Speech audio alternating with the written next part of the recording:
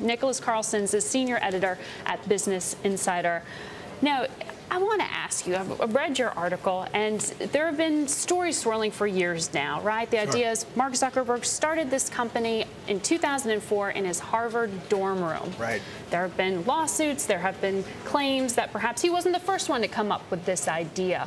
What's new about this? What have you learned? The newest thing we've learned is we've viewed some instant messages between Mark and some of his friends and relatives, and in which he's talking about a November 30 meeting he had with 3 Harvard seniors, Cameron Winklevoss, Tyler Winklevoss, and Divya Narendra, who had this idea for a site called Harvard Connection. And he tells his friends, they asked me to do this thing.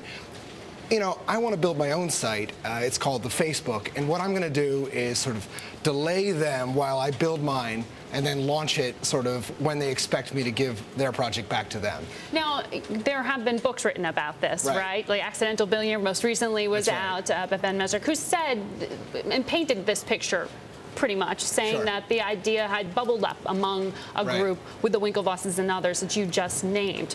But you said that you've gotten instant messages and emails, you've gotten actual proof here. That's right. Of what has been speculated. That's right. Well, to a certain degree.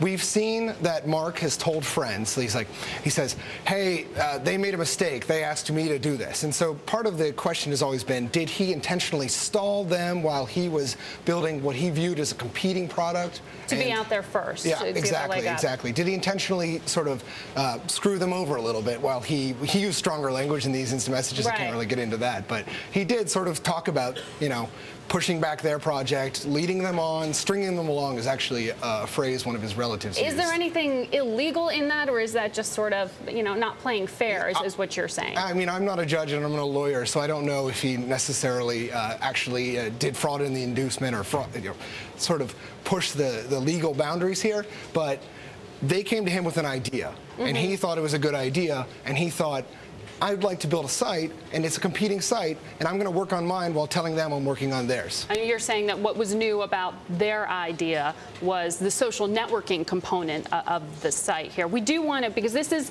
a hot topic. Yeah. It's a controversial one. So we do want to bring up Facebook's response here, and we'll bring it up on screen for you. You did speak with them.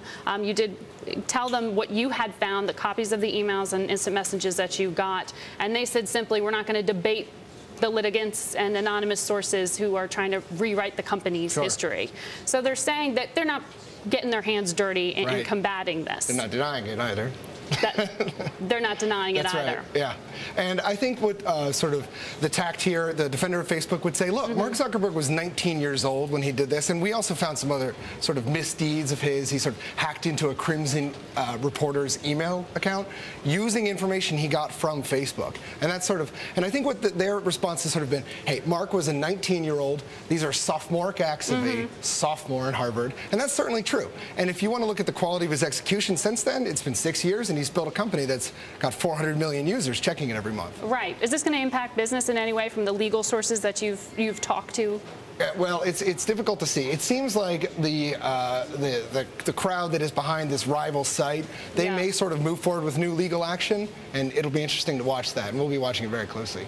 Interesting. Yeah. Thank you. Yeah, absolutely. Thank you for coming in. And an interesting site, interesting article on Business Insider by Nicholas Carlson. Thank you for coming in and highlighting this intrigue for us.